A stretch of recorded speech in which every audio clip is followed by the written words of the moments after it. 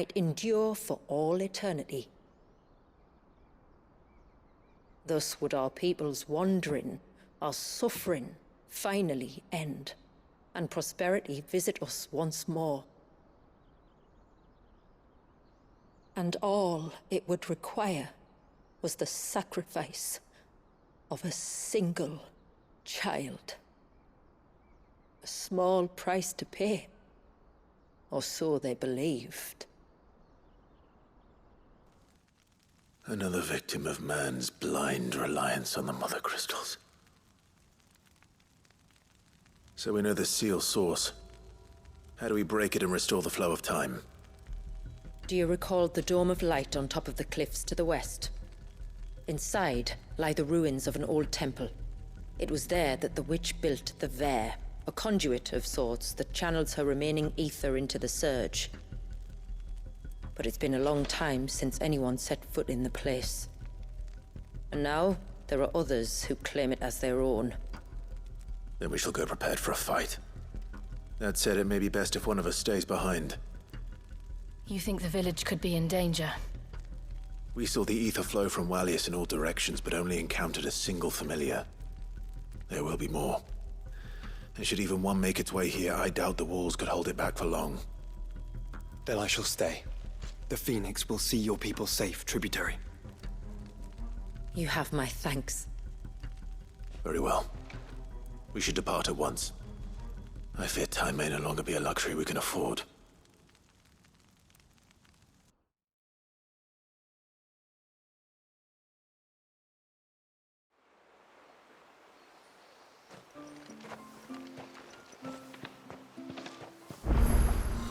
The Vare is not easy to find. We must first head north, and then west, deeper into the forest.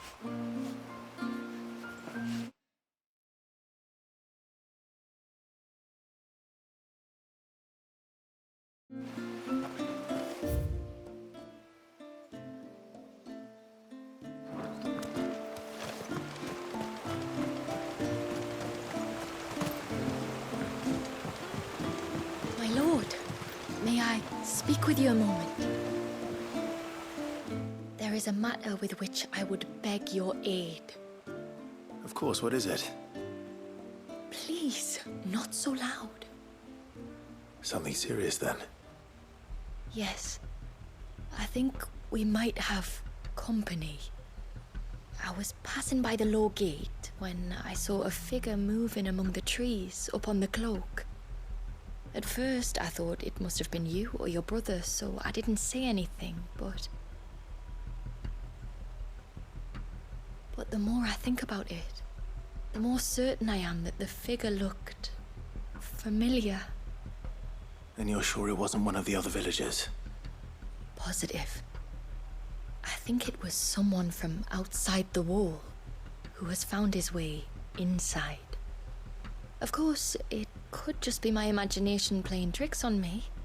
I only caught a fleeting glimpse, and it might have been you or your brother. But if it is who I think it is, we cannot allow him to leave now that he knows we're here. Would you go and see? Oh, he won't try to hurt you, believe me. Given what lurks in the forest, the only one likely to get hurt is him.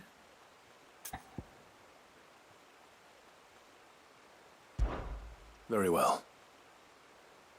Whether the man you saw is who you believe him to be or not, we need to know. It may yet be someone else entirely. Someone who means your people, or my people, harm. Perhaps. Just promise me that if you do find someone up there... Don't worry. I won't draw my sword unless I need to. Thank you.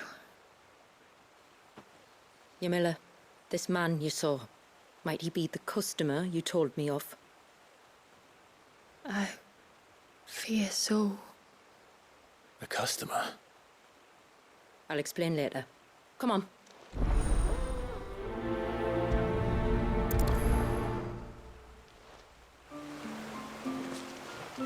The figure I saw was about halfway up the cloak. That's our name for the mountain you crossed to get here.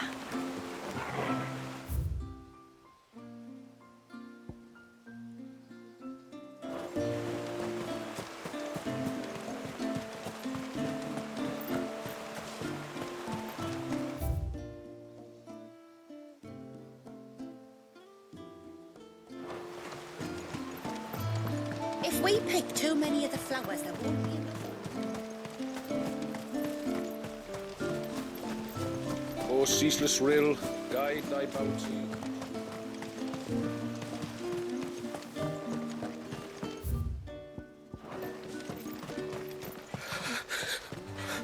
I can't go on like this. Don't sit. Just try to breathe. That's it. Is everything all right? Ah, you're the outsider. I'm Fannet, healer by trade. And this is Talor, one of my patients. He took ill not long after you arrived. Nothing too serious, I hope. I hope so too, but But this affliction, it's like nothing I've ever seen before. He complains of feeling chilled to the bone, but there's no fever to go with it. And my most powerful antalgic hasn't done a thing to ease the pain in his chest. I'm starting to wonder if his condition might require a different kind of treatment altogether. Shula said that you were here to help us. You couldn't help me, could you? I'd be happy to. If I can. You can, don't worry. All I need you to do is speak to Talor's son, Pavat, over at the forge, and ask if he knows what his father was up to before he came down sick. Something must have caused this, and I want to find out what. The trouble is, Talor's too weak to speak, and I can't leave his side for long. So while you talk to Pavat, I'll pay his wife word a quick visit, just in case she knows anything. All right.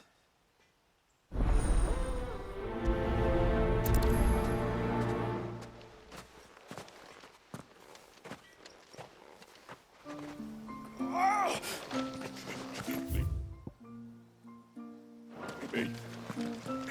Let me go. Let me go.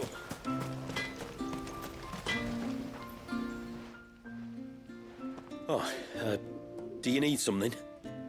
I do. Though not from the forge. Fannet asked me to speak with you.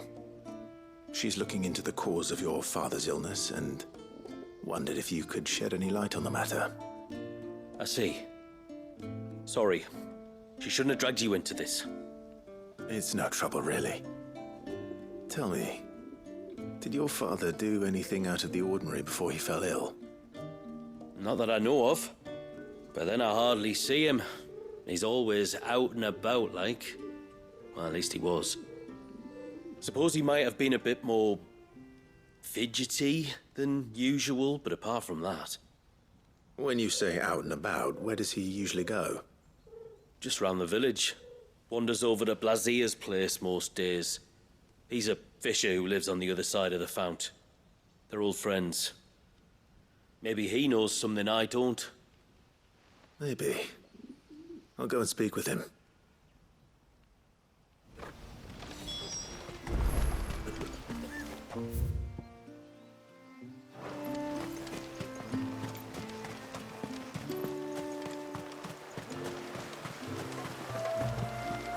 Bastard things. Oh, I never should have let him go alone. Ty, take me. What am I gonna do? You've got to help me. Shula said you were a force to be reckoned with. Are you? Why do you ask? Eh? Oh, sorry. I should explain. My name's Kitav. I'm worried about a friend of mine. He went into the forest and he hasn't come back. Would you help me find him? I can try. Tell me what I need to know. Of course. You know about the glamour our ancestors cast to keep this place hidden, right? Shula told us about it, yes. Right. So you know the cairns we use to maintain the spell? Well, it's me and my friend's job to maintain them. If it weren't for the likes of us, it would have faded years ago. So your friend went into the forest to visit one of these cairns? Aye, that's right. He said he was going down to Father's Fell. There are two cairns out that way, one by the banks of the Swift Run, and another near the Winged Wains, the, ships in the forest. All right. How will I know this friend of yours? His name's Nassif. He's about my height, but clean-shaven. If you could track him down and see that he's come to no harm, I'd be much obliged. I'll search the village, just in case anyone's seen him, and meet you back here. Very well.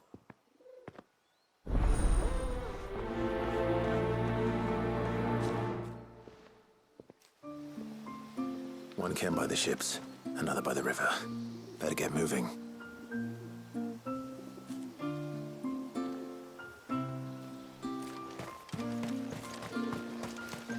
Hail, stranger. Are you a rider by any chance? I am.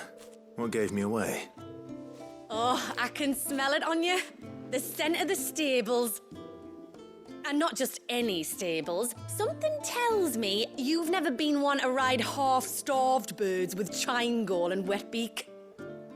If I had a guess, I'd say your bird eats only the finest greens and has her feathers groomed twice a day with a curl hairbrush. Nothing but the best for my ambrosia. Ambrosia, eh?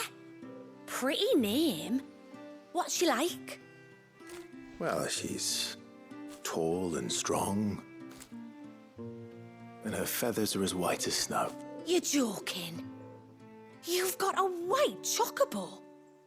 I have, yes. I suppose they are rather rare. This I've got to see. Can you bring her here? I would if I could, but I doubt Shula's skiff could hold her. Me dad's got a boat. And he's ferried chocobos before. You could get him to bring her. It'd be perfect timing and all. He's preparing for a trip beyond the wall as we speak. I'm sure he'd help you if you asked. He would. Well, I don't suppose it would hurt to have Ambrosia around. All right then. Where could I find your father? He'll be in the storehouse on the other side of the brook. Tell him Manda sent you.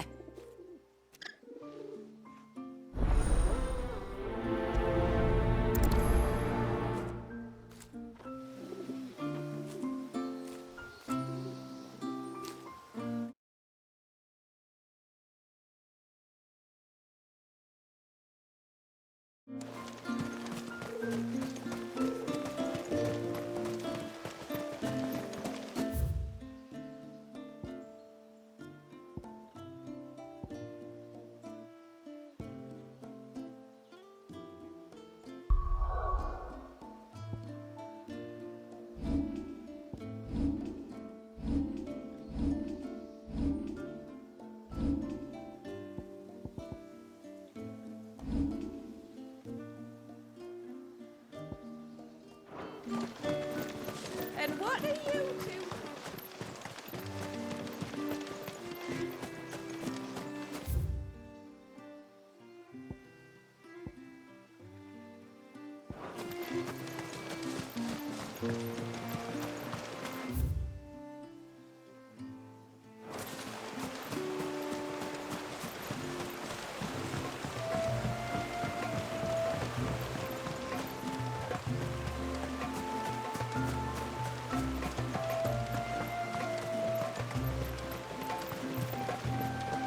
If we pick too many of the flowers, there won't be enough.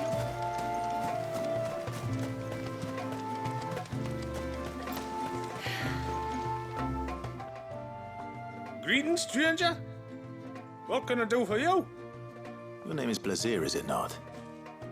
Pavad tells me you're a friend of his father's, and that the two of you may have spent some time together prior to his illness. His illness? Talo's never been ill a day in his life. I don't know why he'd start now. Oh, Fanny doesn't know either. It was she who asked me to look into his recent behavior on the off chance it might explain how his condition arose. Oh, I suppose there was something that struck me as a bit odd. He kept asking about the woods. Did you see anything strange on your way back from the shore? Are you certain? Do you swear? That kind of thing. I didn't, of course. But he wouldn't let it go. It was like he was expecting something to happen. It was just a matter of when. Not that I know what. But he never told me anyway. Well, that certainly does sound unusual. And it might just be what Fanet is looking for. Thank you. Don't mention it. Oh, and when you say hello, wish him the best from me, eh? Let's see what the healer makes of this.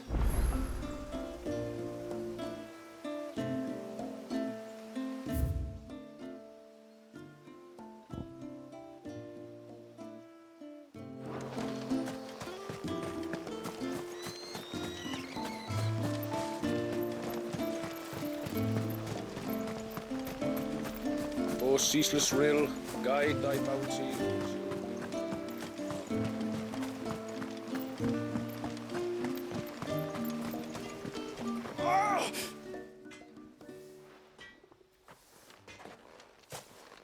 I spoke with Werder, but she couldn't tell me anything.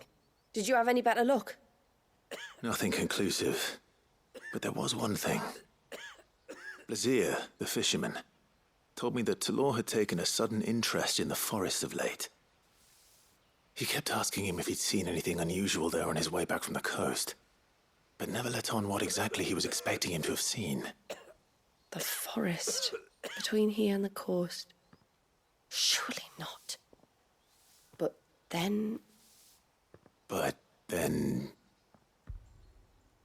I can't say for sure. But I think Talor's illness might have some connection to the Tomberries. You may have encountered them during your time here. The small, scaly beastmen. And you think they may have caused Talor's illness? I do. At least in a way. And if I'm right, it's no wonder the treatments I've been trying didn't work. Oh, I know it's a lot to ask, but would you go down into Father's Fell for me? There's an altar there. And if my fears are true, an offering upon it. What is going on here? Please. I'll explain everything when you return, but time flows fast.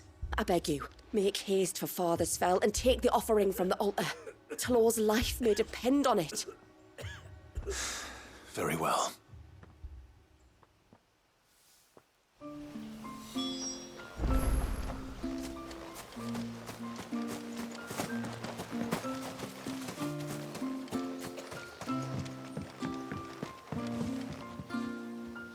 You one of the outsiders, then? I am. Shula invited me. Are you Manda's father? I am. Got you running errands for her already, has she?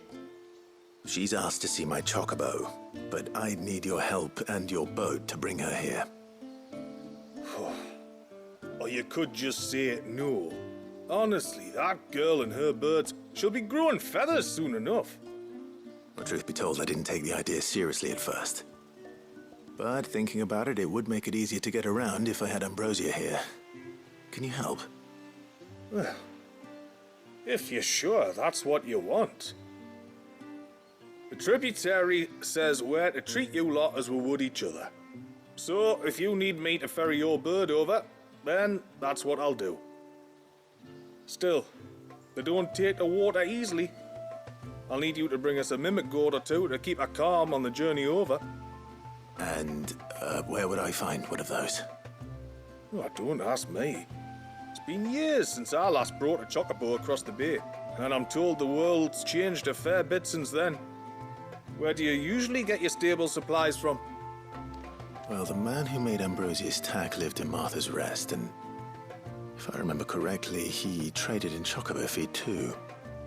So I suppose I'll go and ask him. I'll be sailing over to Northreach soon to pick up some supplies.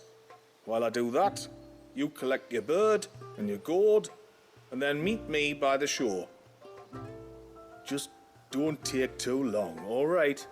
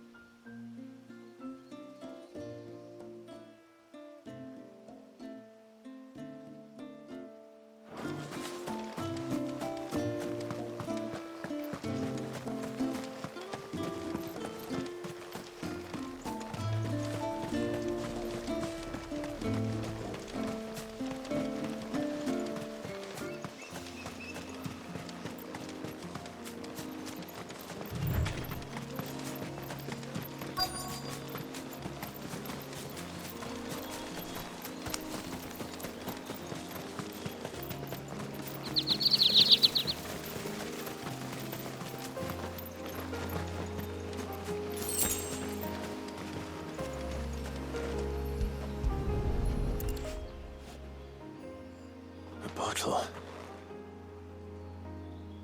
Breath of the Arbor. Perfume from Sunbrag. Looks expensive, too. Who's there? Stop!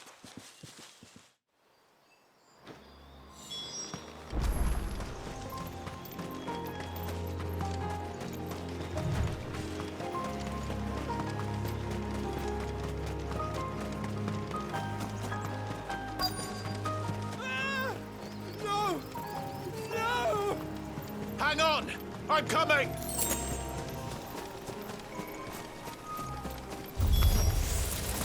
Don't eat me!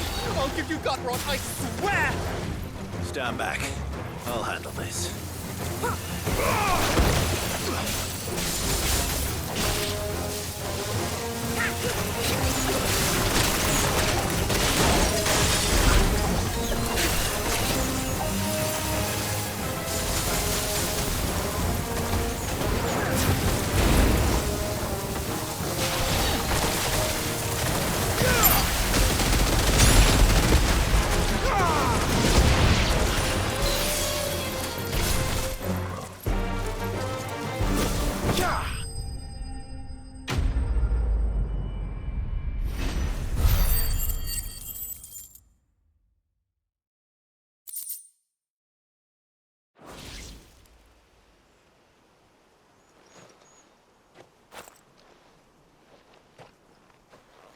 Are you all right?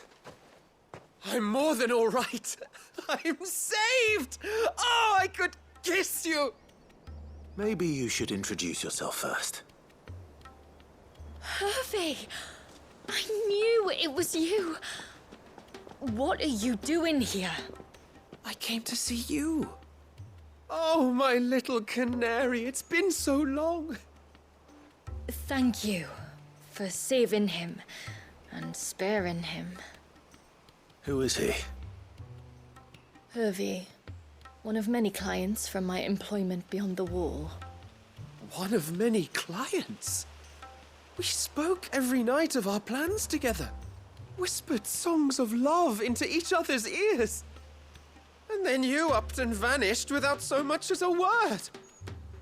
I left you a note, didn't I? I told you I was sorry, but that we could never be together. That I could never abandon my family. And I told you not to look for me. How did you even find this place, anyway? The flame of your love was as a beacon in the night that guided me to you. Hervey.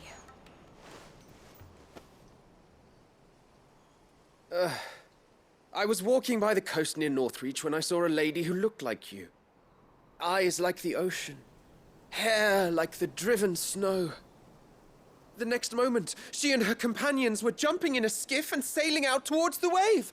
So I, borrowed the nearest boat and started rowing. It must have been Shula bringing us here. So what? You rowed, found a nose how many leagues across the bay, simply because you saw a woman with white hair. And as I did, the skies changed from a dull and hopeless grey to a bright and benevolent blue. That was when I knew for certain that my little canary was close. Oh, why did you come? You should have forgotten me, as I tried to forget you.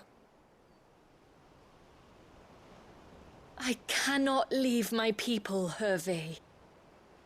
And now that you know about this place, neither can you. We must return to Haven and accept my family's judgment. I'm to meet your family. Oh, my little canary.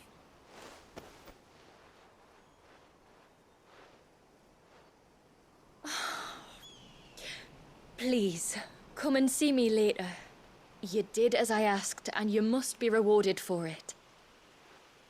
But first, follow me, Hervey. to the end of the world and beyond.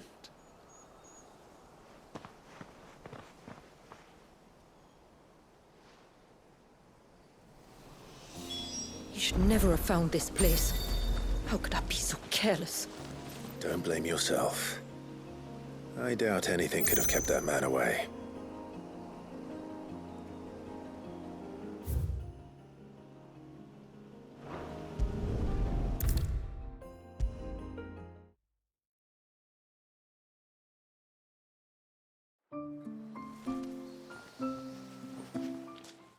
Forgive me. There's nothing to forgive. You two met at the Vale, I take it. When I worked there, yes. To earn the coin that my people need to survive. Though Mysidia is our sanctuary, there are certain necessities that it cannot provide. And for that reason, some of us seek employment beyond the wall. Yet few are the opportunities for followers of a strange faith in a strange land. And so you supported your family as best you could? I did. And I have never regretted it for a moment. I found a second family in the Vale, and in the Dame, a second mother. I also found Hervey. But our love could never be. I knew that if I revealed my secret to him, I would be putting my people in danger. But that if I did not, I would be living a lie, unable to return home. What will happen to him now? Since our people settled in Mysidia, uninvited visitors have been few and far between, but not unknown. Explorers, survivors of shipwrecks, none lasted long. I see. That was before my time, you understand?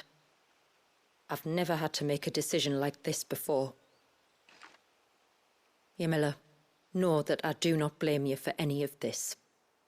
It was me who decided to make the trip to shore. Me who exposed our secret. This was my mistake, and I shall bear the responsibility. Thank you, tributary. I only beg you to remember that Hervey means us no ill will. He's just a fool. A fool who loves me. I will take that into consideration. But yours is not the only voice I must listen to. The whole family must be consulted, and it may take time for me to arrive at my decision. I hope you understand. Of course, tributary. However long it takes. Come what may, I thank you, my lord, for bringing us back together.